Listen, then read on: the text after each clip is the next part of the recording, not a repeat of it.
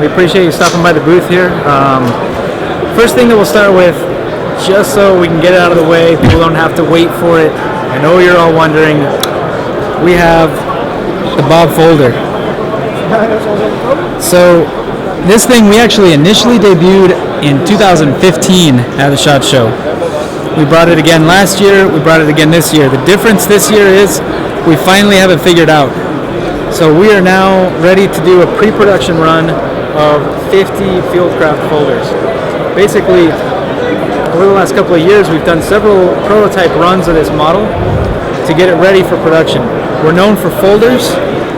We're known for fixed blades, not folders, and that's why it's taken so long. We've had to kind of figure out some things on our own that most companies that make folders already know. A lot of what has gone into this is going to end up being used on future folding knives as well, so hopefully we won't run into the same kind of problem where there's a 2-year wait for a knife to come out. Sure. Anyway, point is, after our last prototype run, we said, hey, you know what, this is ready. We're going to do our first run of production version knives. So we did a run of 50, and we're going to release these special, separate from the regular run. So we're looking at, we got a different serial number on these, so we've got 1 of, 50, 2 of, etc. And it's also labeled as a pre-production model. Once we do the official run, we're not going to start back over with a 001, 002. We're going to start at 051 and keep moving up. So the idea here is that this will create some collectability. These are going to be special because there will only be 50. And then after that, we'll do our production run. It'll be a much larger batch. But again, we're excited. It's finally ready to go. It's gonna be awesome. You got a liner lock. We got steel frames. 1095 on the blade. Holy shit. And we've got some micarta handles over top of that. Like the machete? That machete. But we just sort of shrink the name down a bit. Very cool. Yes. Yeah, I know this is a very highly anticipated knife for sure, like you were saying. Oh yeah, so. yeah, absolutely. Every time we put something up on social media, we get a question about it. So. Oh, all right. I do too. Anytime I mention tops. We're finally ready. Excited about that. A couple more that we're really excited about this year is this one. El Chete. So Leo one day came up to me. You know, we're working just a regular day. He comes up, he says, you know what? I want to make a chopper. I want to make something just big and just bad. And I was like, hey, that's cool. That sounds like a good idea. A little bit of old school. So he left. He walked back into my office about 20 minutes later and slapped a drawing of this on my desk.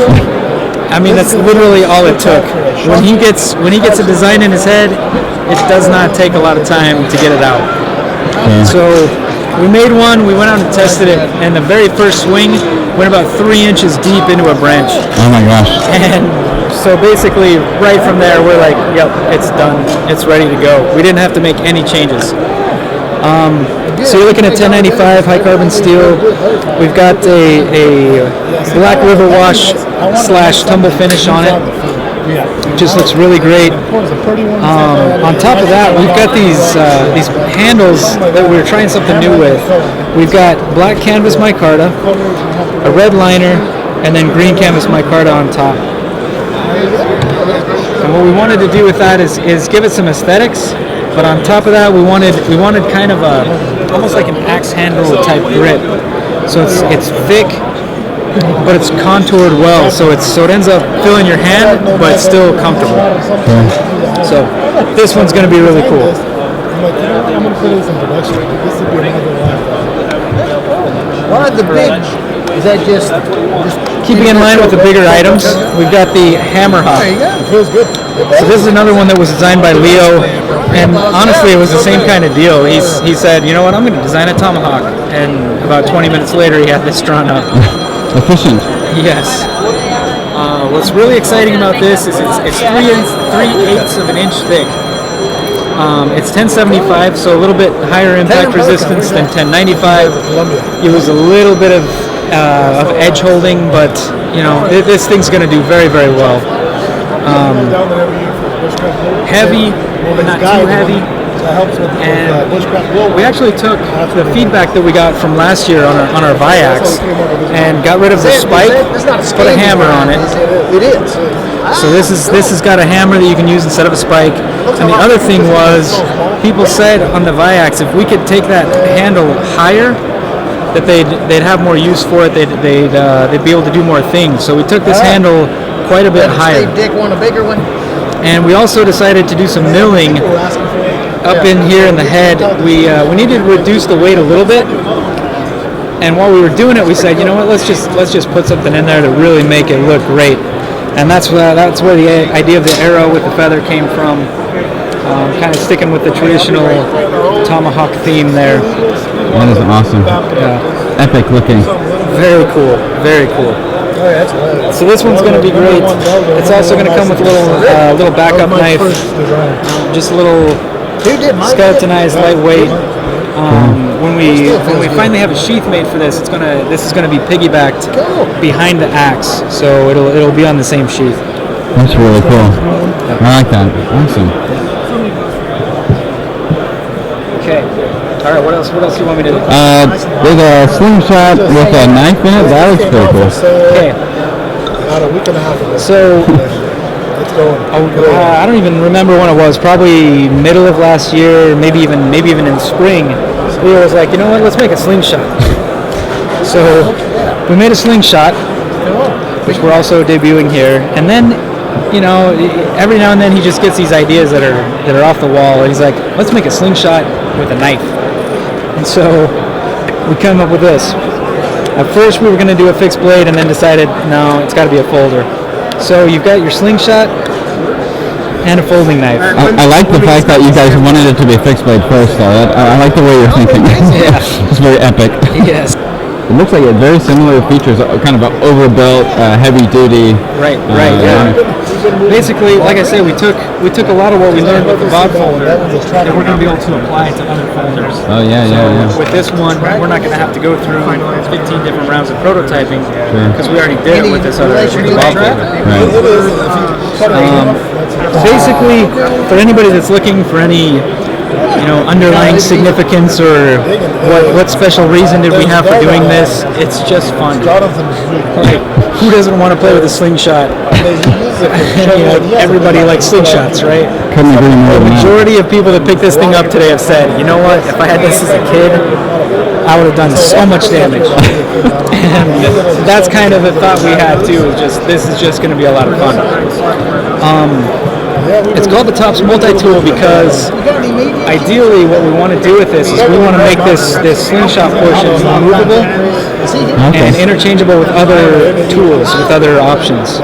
So we were thinking about doing a shovel, spatula, you know, like forks for a grill, like grilling forks.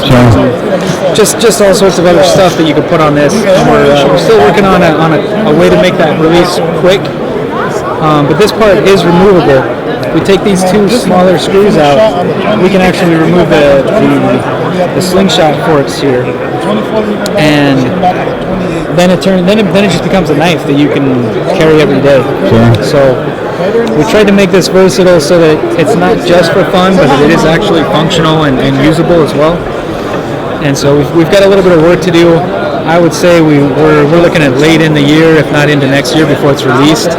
But like I say, it's going to be a lot of fun, and I'm looking forward to this one quite a bit. Very cool.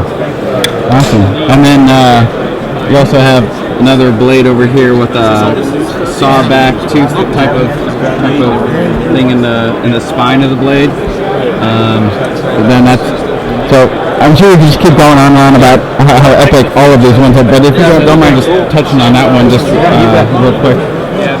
So this one's called the Steel Eagle. Basically, when Tops was opened in 1998, the Steel Eagle 107D, which is this particular model, this was the first knife that we ever made. It's sold ever since. It's one of our top probably 25 models. And it's just never gone away, which is really cool for it to be the first model and still be a good seller for us. What we've done this year is we've gone away from that the black powder coat with the gray handles. We did our Black River wash with the tumble finish on this, and then we did that same thing with the sandwiched micarta. So you got black canvas, red liners, and then tan canvas. And it just looks really good. It does indeed. The sawback on this, for people that are unfamiliar, the teeth are opposing pitch. So one goes down to the left, the other one goes down to the right. What that does is it creates a chainsaw type cut. You're not going to cut all the way through a branch with this thing without putting a lot of effort into it. But if you're looking to make notches for traps or tent pegs or things like that, these will make notches really fast. So they're great for that. They also will do damage if you're, if you have to use it on a person. Right. But yeah, we just decided it was time. We needed to do something new with the Steel Eagle, so here it is. Very good. So great self-defense, as well as just being overall awesome. And then you have another version over here. The point and the drop point, or we call it a hunter's point. Very cool. Thank you so much for taking the time to talk with me. Thank you, I appreciate it. No problem. Have a great show. Okay, you as well. I'd like to thank ThruNite for sponsoring my trip to SHOT Show 2017. As y'all know, I own and review a lot of outdoor and everyday carry gear, and I recommend ThruNite flashlights due to their affordability and durability. Be sure to check out links to my favorite ThruNite flashlights in the description box below so you don't get caught in the dark. Remember, it pays to be prepared.